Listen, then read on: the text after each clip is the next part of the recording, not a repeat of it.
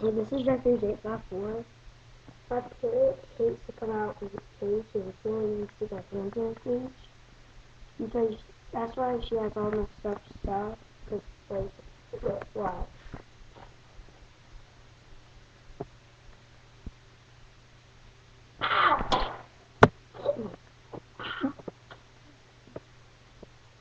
Let's see what.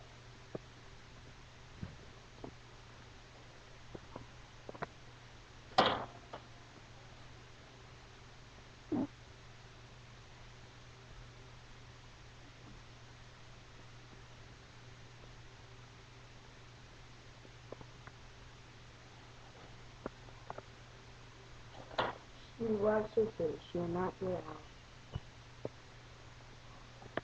So, I've never leveled her. She used to be like really nice. She would let us come out.